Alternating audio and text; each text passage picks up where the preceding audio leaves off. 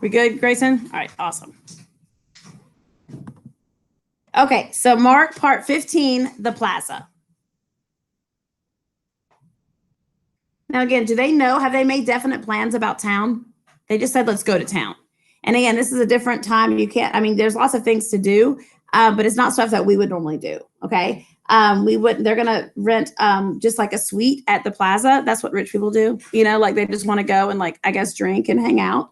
And it's so hot, you know, and so miserable. And so they're just kind of riding around looking for a place to like hang out. But understand, Gatsby and Daisy are in a car together.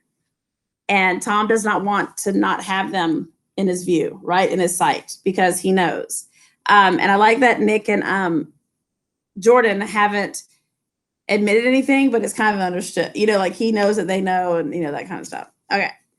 There is no confusion like the confusion of a simple mind. And as we drove away, Tom was feeling the hot wisps of panic. His wife and his mistress, until an hour ago, secure and inviolate, were slipping precipitously, that word, from his control. Instinct made him step on the accelerator with the double purpose of overtaking Daisy and leaving Wilson behind. And we sped along toward Astoria at 50 miles an hour until among the spidery girders of the elevated, we came in sight of the easygoing blue coupe. And also remember the both of them don't have tops and the roads aren't as like sophisticated as they are today. And so they could like see each other. You know what I mean? And again, Daisy and Gatsby don't realize that Tom knows. And so they're just being real like, oh, we're all going together and it's fine. You know, that kind of stuff. Those big movies around 50th Street are cool, suggested Jordan. I love New York on summer afternoons when everyone's away. There's something very sensuous about it. Overripe. As if all sorts of funny fruits were going to fall into your hands. The word sensuous had the effect of further disquieting Tom. But before he could invent a protest, the coupe came to a stop and Daisy signaled us to draw up alongside. So she's like, come on. Where are we going? She cried. How about the movies? It's so hot, she complained. You go. We'll ride around and meet you after. With an effort, her wit rose faintly. We'll meet you on some corner. I'll be the man smoking 2 cigarettes. So again, she's just being flirty and just super like capricious and whimsical, has no idea that her husband is dying right now, like angry, confused, upset, and that they all know. Can you tell Jordan's probably like her bestie is probably, you know, like trying to get her like, you cool. But again, it's not happening. We can't argue about it here, Tom said impatiently as a truck gave out a cursing whistle behind us. You follow me to the south side of Central Park in front of the Plaza.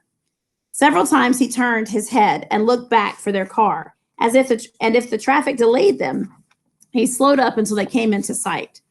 I think he was afraid they would dart down some side street and out of his life forever, but they didn't. And we all took the less explicable step of engaging the parlor of a suite in the Plaza Hotel. The prolonged and tumultuous argument that ended by herding us into the room eludes me, though I have a sharp physical memory that, in the course of it, my underwear kept climbing like a damp snake around my legs, and intermittent beads of sweat raced cool across my back. The notion originated with Daisy's suggestion that we hire 5 bathrooms and take cold baths, and then assumed a more tangible form as a place to have a mint julep. And a mint julep is it was a popular drink back in that time. Each of us said over and over that it was a crazy idea, and we all talked at once to a baffled clerk and thought, or pretended to think, that we were being very funny. So again, this is before every single place had central air. So to keep cool, you would take a cold bath. You know what I mean? That was just kind of the thing. So there's not like, you can go into a hotel and first thing I do is make it really cold. Like that's the best thing to do because A, you're not paying for it. And secondly, like I just, you know, like you come back in and it feels good. You can always make it warmer, but just that burst of, but they don't have that. Okay. The room was large and stifling. And though it was already 4 o'clock, opening the windows admitted only a gust of hot shrubbery from the park. Daisy went to the mirror and stood with her back to us, fixing her hair. It's a swell suite, whispered Jordan respectfully, and everyone laughed. Open another window, commanded Daisy without turning around. There aren't any more. Well, we better telephone for an axe. The thing to do is to forget about the heat, said Tom impatiently. You make it 10 times worse by crabbing about it. He unrolled the bottle of whiskey from the towel and put it on the table. Why not let her alone, old sport? Remarked Gatsby. You're the one who wanted to come to town. Okay, so if, and we know that Tom does know, is he going to be okay with this guy that's sleeping with his wife taking up for his wife when he... Ooh, talk about tense. Okay. There was a moment of silence. The telephone book slipped from its nail and splashed to the floor, whereupon Jordan whispered, excuse me. But this time no one laughed. I'll pick it up, I offered. I've got it. Gatsby examined the parting string, muttered, huh, in an interested way, and tossed the book on a chair. That's a great expression of yours, isn't it? Said Tom sharply. What is? All this old sport business. Where'd you pick that up? Now, see here, Tom, said Daisy, turning around from the mirror. If you're going to make personal remarks, I won't stay here a minute. Call up and order some ice for the mint julep. So she's trying to keep that, like, don't get nasty, don't start. As Tom took up the receiver, the compressed heat exploded into sound, and we were listening to the portentous chords of Mendelssohn's Wedding March from the ballroom below. Imagine marrying anybody in this heat, cried Jordan dismally. Still, I was married in the middle of June, Daisy remembered. Louisville in June. Somebody fainted. Who was it that fainted, Tom? And again, it's really hot in Kentucky as well, especially in June. So they're lamenting, oh my goodness, somebody's getting married. But she said, I was married, and then it was so hot, somebody fainted. Who was that, Tom? Biloxi, he answered shortly. A man named Biloxi. Biloxi. And he made boxes. That's a fact. And he was from Biloxi, Mississippi. They carried him to my house, appended Jordan, because we lived just 2 doors down from the church. And he stayed 3 weeks until Daddy told him he had to get out. The day after he left, Daddy died. After a moment, she added, as if she might have sounded irreverent, there wasn't any connection. Like, she's like, I'm not saying this guy killed my dad. It's just how it happened. I used to know a Bill Biloxi from Memphis, I remarked. That was his cousin. I knew his whole family history before he left. He gave me an aluminum putter that I still use today. The music had died down as the ceremony began, and now a long cheer floated in the window, followed by an intermittent cries of yay, and finally a burst of jazz as the dancing began. We're getting old, said Daisy. If we were young, we'd get up and dance. Remember Biloxi, Jordan warned her. Where'd you know him from, Tom? Biloxi? He concentrated with an effort. I didn't know him. He was a friend of Daisy's. He was not, she denied. I'd never seen him before. He came down in a private car. Well, he said he knew you. He said he was raised in Louisville. Asa Bird brought him around last minute and asked if we had room for him. Jordan smiled. He was probably bumming his way home. He told me he was president of your class at Yale. So this is like the first wedding crasher. And they don't realize it until 5 years later. They just all assume that he knew somebody else, and it was just a random stranger that also stayed at Jordan's house for 2 weeks, like just bumming rides. So funny. But this is important. He says, he told me that he was president of your class at Yale. Tom and I looked at each other blankly. Biloxi? Because remember, they were at Yale together. First place, we didn't have any president. Gatsby's foot beat a short, restless tattoo, and Tom eyed him suddenly. By the way, Mr. Gatsby, I understand you're an Oxford man. Not exactly. Oh, yes, I understand you went to Oxford. Yes, I went there. A pause. Then Tom's voice, incredulous and insulting. You must have gone there about the time Biloxi went to New Haven. They just determined that Biloxi was never at Yale, right? So he's just being an ass. I mean, that's just all there is to it, okay? And Daisy's kind of like, Another pause. A waiter knocked and came in with crushed ice, mint and ice. But the silence was unbroken by his thank you and the soft closing of the door. This tremendous detail was to be cleared up at last. Highlight that or underline it. There's been rumors the entire book about if he went to Oxford, if he's an Oxford man, all this kind of stuff. So now it's out. He's asked it straight faced and he's going to explain it. I told you I went there, said Gatsby. I heard you, but I'd like to know when. It was in 1919. I only stayed 5 months. That's why I can't really call myself an Oxford man. Tom glanced around to see if we mirrored his unbelief, but we were all looking at Gatsby. It was an opportunity they gave to some of the officers after the armistice, he continued. We could go to any of the universities in England or France. I wanted to get up and slap him on the back. I had one of those renewals of complete faith in him that I'd experienced before. Nick is so happy. He's like, yes, see? So again, it wasn't truly an Oxford man, but this is the truth, and oh, by the way, he got it because he was a war hero. You know what I mean? Like, So he doesn't show this emotion, but he's like, yes, Gatsby's my guy. He's telling the truth. Here we go. Daisy rose, smiling faintly, and went to the table. Open the whiskey, Tom, she ordered, and I'll make you a mint julep. Then you won't seem so stupid to yourself. I love it. Because it was kind of a gotcha moment, and everybody's kind of looking at Tom like, look at the mint. Wait a minute, snapped Tom. I want to ask Mr. Gatsby one more question. Go on, said Gatsby politely. What kind of row are you trying to cause in my house, anyhow? So boom. And a row is like a conflict, an uproar. They were out in the open at last, and Gatsby was content. That sentence is also very important. This is all Gatsby wanted, right? He asked him. Now, Daisy's she's getting a little bit stuck in the middle, and so she's not going to be as strong right now, but Gatsby loves it. Yep, bring it on. He isn't causing a row. Daisy looked desperately from one to the other. You're causing a row. Please have a little self-control. Self-control, repeated Tom incredulously. I suppose the latest thing is to sit back and let Mr. Nobody from Nowhere make love to your wife. Well, if that's the idea, you can count me out. Nowadays, people begin by sneering at family life and family institutions, and next they'll throw everything overboard and have intermarriage between black and white. Flushed with his impassioned gibberish, he saw himself standing alone on the last barrier of civilization. How did it go to race? Right? And I love Jordan. We're all white here. I know I'm not very popular. I know I don't give big parties. I suppose you've got to make your house into a pigsty in order to get any friends in the modern world. Angry as I was, as we all were, I was tempted to laugh whenever he opened his mouth. The transition from libertine to prig was so complete. So he's just like throwing it all out there, right? He's mad because he's sleeping with his wife, but he's showing his racist side. He's making fun of the fact that he has part. I mean, he's just everything that he's thought about for the last week or so, 2 weeks, he's just blah, blah, blah.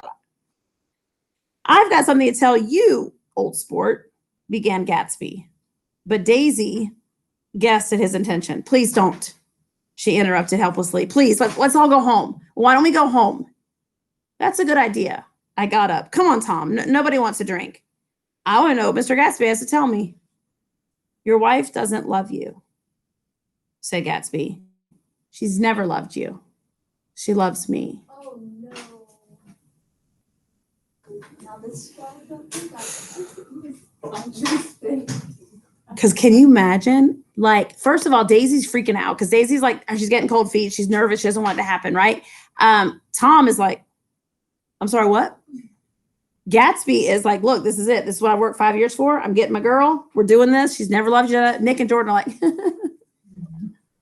like, this is where you don't want to be there, but you want to be there, like, oh, okay. You must be crazy, exclaimed Tom automatically. Gatsby sprang to his feet, vivid with excitement. She never loved you. Do you hear? He cried. She only married you because I was poor and she was tired of waiting for me. It was a terrible mistake, but in her heart, she never loved anyone except me. At this point, Jordan and I tried to go, but Tom and Gatsby insisted with competitive firmness that we remain, as though neither of them had anything to conceal, and it would be a privilege to partake vicariously of their emotion. Sit down, Daisy. Tom's voice groped unsuccessfully for a paternal tone. What's been going on? I want to hear all about it. I told you what's been going on, said Gatsby. Going on for 5 years, and you didn't know. Tom turned to Daisy sharply. You've been seeing this fellow for 5 years? Not seeing, said Gatsby. No, we couldn't meet, but both of us loved each other the whole time, all that time, old sport, and you didn't know. I used to laugh sometimes. but there was no laughter in his eyes. To think that you didn't know. Oh, that's all. Tom tapped his thick fingers together like a clergyman and leaned back in his chair. You're crazy, he exploded. I can't speak about what happened 5 years ago because I didn't know Daisy then, but I'll be damned if I see how you got within a mile of her house, unless you brought the groceries to her back door. But all the rest of it, that's a damn lie. Daisy loved me when she married me, and she loves me now. No, said Gatsby, shaking his head. She does, though. The trouble is that sometimes she gets foolish ideas in her head, and she doesn't know what she's doing. He nodded sagely. And what's more, I love Daisy, too. Once in a while, I go off on a spree, and I make a fool of myself, but I always come back. And in my heart, I love her all the time. Such a jerk, right? Such a jerk. Turns it on her. She gets these foolish ideas in her. She doesn't mean it. She doesn't know what she's saying. First of all, she's right here, and she's an adult. She can speak for herself, right? And I do love her. Now, there have been other women, but like I always come back. I mean, you're the one that I come back to, and I didn't love them. I've loved you the whole time, even when I was sleeping with them. So meanwhile, Daisy's like this. You're revolting, said Daisy. She turned to me, and her voice, dropping an octave lower, filled the room with thrilling scorn. Do you know why we left Chicago? I'm surprised they didn't treat you to that sort of, no, to that story. Let me start over. I'm surprised that they didn't treat you to the story of that little spree. What can we assume is the reason they left Chicago? Oh, yeah, a girl, an affair, something. And they don't explain it, but that's what it is. So she's just like, you're disgusting. Gatsby walked over and stood beside her. Daisy, that's all over now, he said earnestly. It doesn't matter anymore. Just tell him the truth, that you never loved him, and it's all wiped out forever. She looked at him blindly. Why, how could I love him? Possibly. You never loved him. She hesitated. Her eyes fell on Jordan and me with a sort of appeal, as though she realized at last what she was doing, and as though she had never, all along, intended doing anything at all. But it was done now. It was too late. I never loved him, she said with perceptible reluctance. So she doesn't want to say it, but she realizes she's in too deep. And so she does it with reluctance, because were there times that she loved him? Yeah, but she's not at Capiolani, demanded Tom suddenly. No. From the ballroom beneath, muffled and suffocating cords, were drifting up on the hot waves of air. Not that day I carried you down from the punch bowl to keep your shoes dry? There was a husky tenderness in his tone. Daisy? Please don't. Her voice was cold, but the rancor was gone from it. She looked at Gatsby. There, Jay, she said, but her hand, as she tried to light a cigarette, was trembling. Suddenly, she threw the cigarette and the burning match on the carpet. Oh, you want too much, she cried to Gatsby. I love you now. Isn't that enough? I can't help what's past. She began to sob helplessly. I did love him once, but I loved you too. Now, is that the truth? Yeah. And Gatsby's got to accept that. Gatsby's got to be okay with that.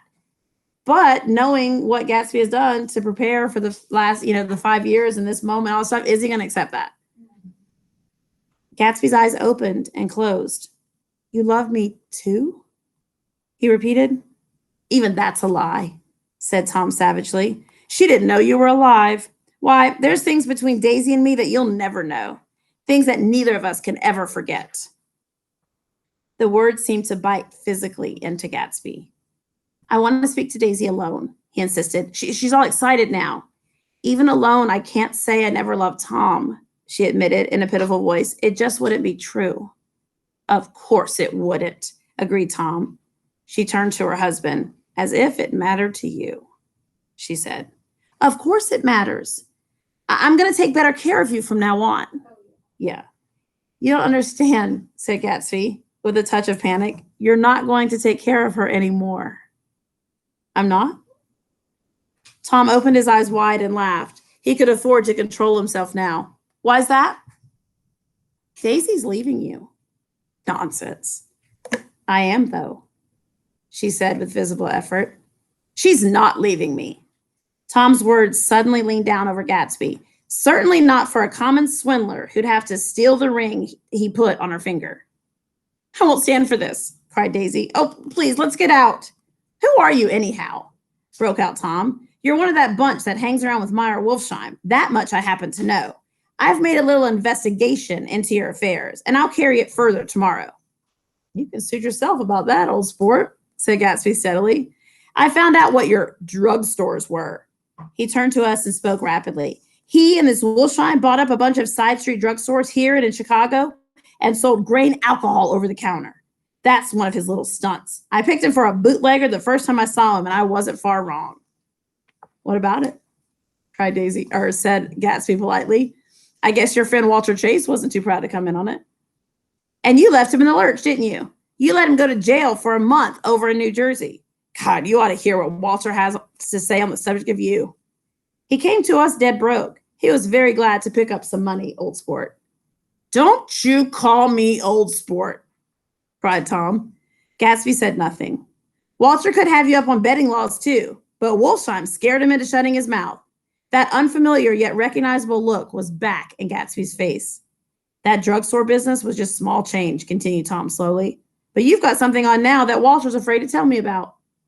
Why is Tom spreading all this and saying all the bad things about Gatsby and how he got his money? What is his reasoning?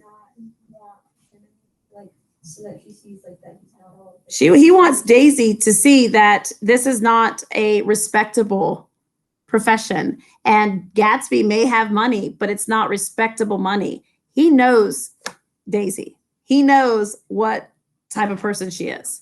Is she going to want to be with someone who, that she is not going to be like respectable and on the up and up? No. Even though Tom has cheated on her and has been such a jerk to her, he knows that they're the same type of people, right? So he's trying to say this to convince Daisy, okay? Because Daisy said, I'm leaving you. So that's when he starts, okay? And I love that Gatsby's like, okay, I have just as much money as you do. I mean, all right. People have been on, so he doesn't have an issue with it. There was a reason he needed all that money to get Daisy. Now he's got her, okay? I glanced at Daisy, who was staring terrified between Gatsby and her husband, and at Jordan, who had begun to balance an invisible but absorbing object on the tip of her chin.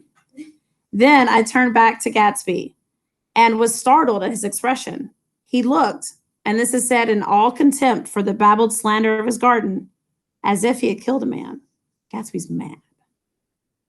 For a moment, the set of his face could be described in just that fantastic way. It passed, and he began to talk excitedly to Daisy, denying everything, defending his name against accusations that hadn't even been made. But with every word, she was drawing further and further into herself. Underline that. He's trying to make it okay, but she's realizing, oh, hold up. I don't know that the love I have for you is enough, okay? So with every word, she's drawing further and further into herself. So he gave up, and only the dead dream fought on as the afternoon slipped away, trying to touch what was no longer tangible, struggling unhappily, undespairingly toward that lost voice across the room. The voice begged him to go. Please, Tom, I can't stand this anymore. Her frightened eyes told that whatever intentions, whatever courage she had, were definitely gone. What does that mean? Bless you. She's not so confident. Yeah, she's not so confident in the idea of leaving Tom. Okay, so that's what I put in my margin.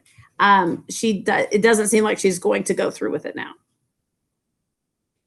And Tom, because he did the right thing, he said all these things that he knew that Daisy would be disgusted by. So he knew now he's very confident. She's not going to leave him. He knows that.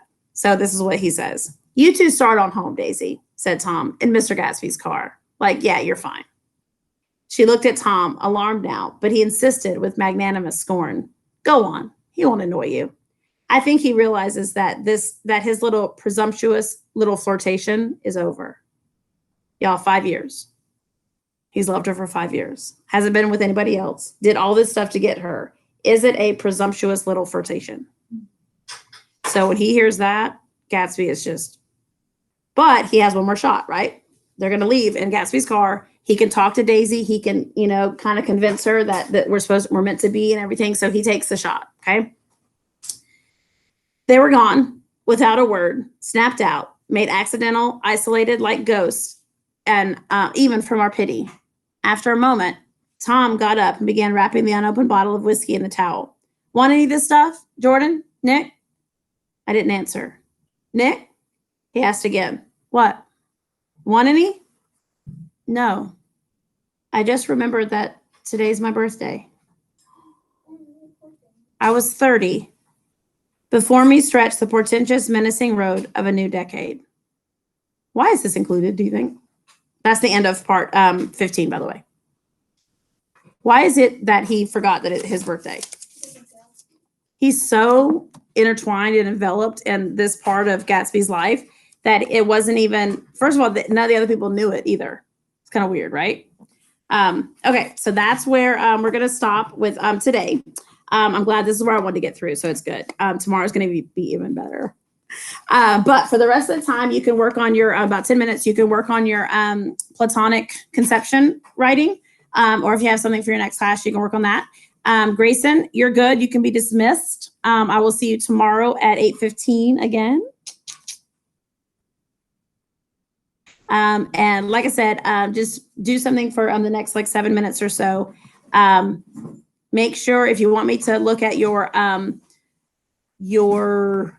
MLA format, I can do that. So just make sure. And now I gotta